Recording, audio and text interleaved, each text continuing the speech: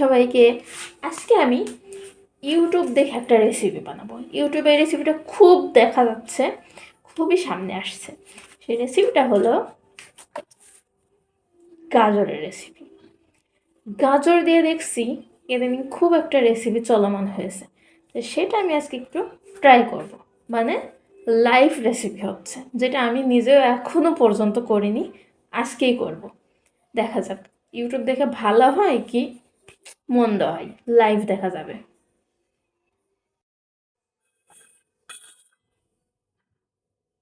প্রথমে ব্লেন্ডারের জারের ভিতরে আমি কিন্তু এই গাজরগুলাকে দিয়ে দিব।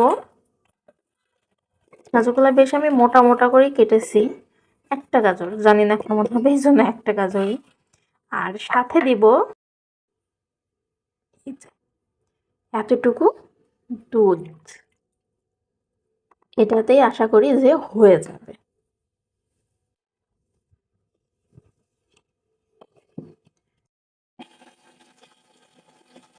হয়ে গেছে আমার গাজরের পেস্ট তৈরি। কড়াই সামান্য গরম করে আমি তেল দিয়ে দিব। যদিও ঘি দিলে কিন্তু বেশি ভালো হয়। সামান্য তেল দিব। আমার বাড়িতে এখন ঘি নাই, সো সরি, কিছু করার নেই। আমি সয়াবিন তেল দিয়ে এটা চালিয়ে দেব। তো চলেন শুরু করা যাক আমার আজকের রেসিপির প্রসেস। এখন থেকে কিন্তু মেন প্রসেসটা শুরু। গাজরটা দিয়ে দিয়েছি, এবার হালকা হালকা করে নেড়ে নিই। যাদের বাসায় ঘি আছে তারা কিন্তু অবশ্যই এটা ঘি দিয়ে চেষ্টা করে। গাজরটা বেশ হালকা হালকা ফুটে ফুটে উঠছে না? এবার আমি দিয়ে দেব চিনি। তো চিনি কোথায়? এই যে চিনি, এতটুকু পরিমাণ চিনিটা দিয়ে দিব। চিনিটা দিয়ে নেড়ে চেড়ে নিই।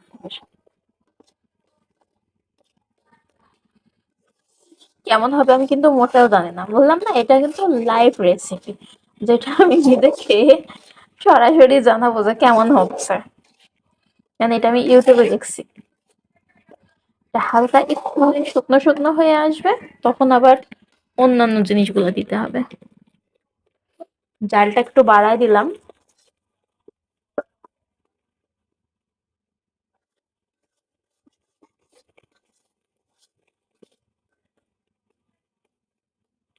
এটা ফুটতে থাকুক। আপনারা কে কে আমার মতো করে এরকম ইউটিউবে দেখে দেখে রেসিপি বানাইছেন? আমি কিন্তু প্রায় রেসিপি এরকম চেষ্টা করি করার। কিছু কিছু ভালো হয়, আবার কিছু খারাপও হয়। সব সময় যে ভালো হবে তা কিন্তু না। এই যে গাজরটা কিন্তু অনেকটা শুকনো শুকনো হয়ে এসেছে। এইবার আমি অন্যান্য উপকরণগুলো দিতে শুরু করব। আমি দিয়ে দিব কিন্তু 1 কাপ পরিমাণ দুধ। যদি এটা আমার কাছে কম মনে হচ্ছে, 2 কাপ দিলে বেশি ভালো হবে। আর 1 কাপ দিয়ে দিই। আর 1 কাপও দুধ দিয়ে দিলাম। আমার কাছে মনে হচ্ছে যে অনেক পরিমাণে কম আসছে। তারপরে গাজরের অবস্থাটা ঠিক এইরকম, দেখতে খুবই সুন্দর লাগছে। এবার আমি এটাকে দিয়ে দিব আর একটু চিনি, জাস্ট একটু চেখে দেখি তো। মিষ্টির পরিমাণটা ভালোই আছে, আর একটু চিনি দিই। হচ্ছে আর 1 চামচ চিনি। এমনিতে আমি মিষ্টি প্রচুর খাই, আমার খুবই ভালো লাগে মিষ্টি খেতে।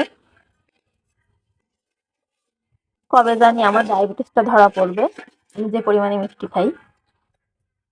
কিন্তু এটার ভিতরে দিয়ে দেবো এই যে সুজি। 1 কাপ পরিমাণ আমি সুজি নিয়ে নিয়েছি।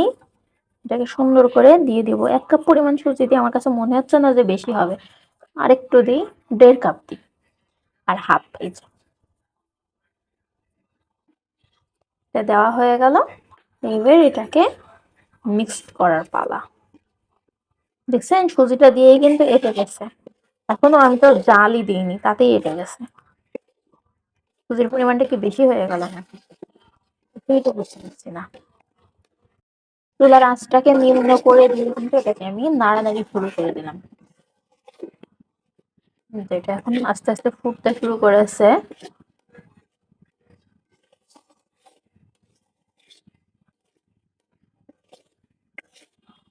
এটা যদি আজকে সুন্দর মতো হয়ে যায়, তাহলে আমি বুঝবো যে না, আসলে আমি রান্নাটা দেখে দেখে শিখতে পারি, আমার দ্বারা সম্ভব।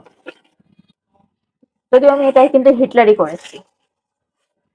ভিডিওতে যতটুকু মাপ দেখেছি তার থেকে একটু বেশি বেশি পরিমাণে দিয়ে দিয়েছি। এটা আমার হিটলারি কাজ। আইলা নাড়তে নাড়তে তো এটা একদমই আটা হয়ে গেল, একদম আটার খামিরের মতো হয়ে গেছে। এটাকে কিন্তু আমি এখন আজরিয়ে নিই, একটু ঠান্ডা করে নিই। দেখি তো মিষ্টির পরিমাণ কি ঠিক আছে। হুম, একদম ঠিক আছে, খামির মতো হয়ে গেছে। এটাকে নামিয়ে রাখলাম, এটাকে এখন ঠান্ডা করার জন্য এখানে রেখে দিই। খুবই সুন্দর করে আমি ডোটা করে নিয়েছি। এবার এটা থেকে অল্প পরিমাণে একটু লেচি কেটে নিব,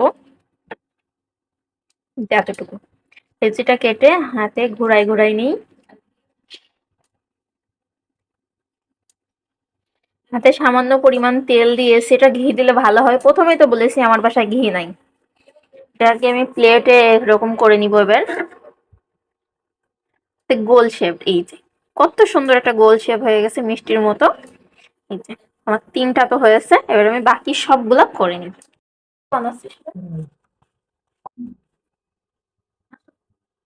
এর সঙ্গে সকাল সকাল কি বানাইছিস রে এসব?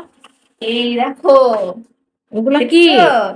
এগুলো হলো গাজরের মিষ্টি বানিয়েছি আমি ইউটিউব দেখে, বুঝছো? ইউটিউব দেখে কিন্তু আমি গাজরের মিষ্টি বানিয়েছি। এই যে আমার মিষ্টি প্রায় রেডি। এই যে আমার মিষ্টি গুলার চেহারা দেখে কিন্তু মন বলছে এখনই টপাটপ মুখের ভিতরে দিয়ে দিই। কতটা সুন্দর হয়েছে। আমি হাঁড়িটা বসাই দিয়েছি, এটা আমি দুধটা জাল করে নিব এখন।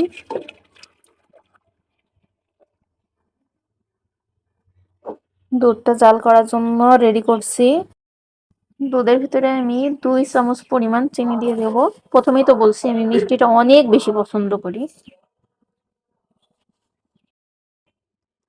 2টা এলাচের ফল দিচ্ছি, এলাচের গুঁড়া দিলে বেশি ভালো হয়, গুঁড়া নাই, ডাইরেক্ট ফল দিয়ে দিলাম। এটা কিন্তু টকবক করে ফোটা শুরু হয়ে গেছে। ভিডিওতে মোটেও কিসমিসের কথা বলিনি, কিন্তু আমি হিটলার। এখন দিয়ে দেব এই কিসমিস গুলা।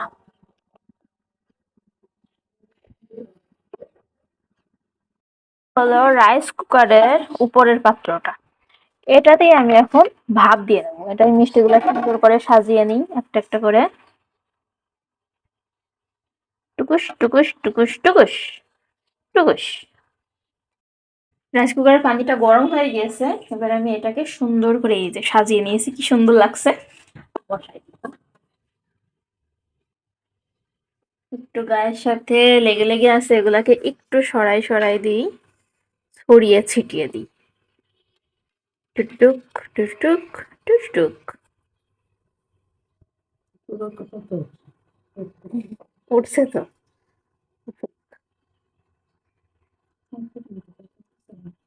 পেটের মধ্যে ব্যথা তো আমার করছে।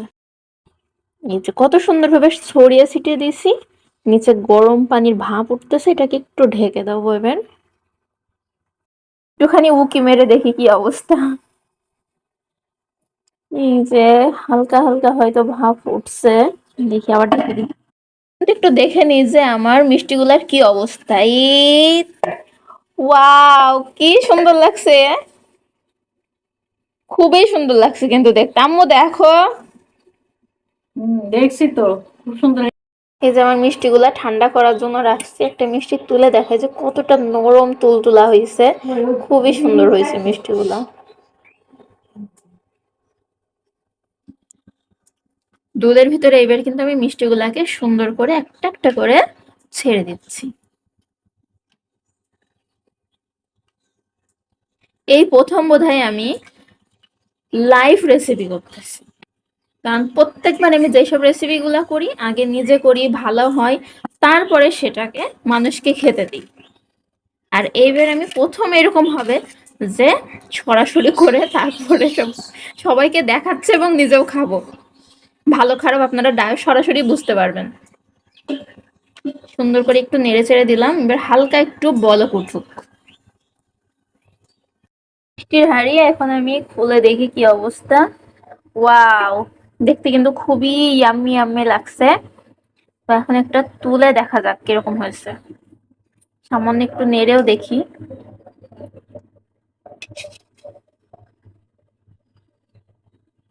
মিষ্টিগুলা খুবই লোভনীয় হয়েছে।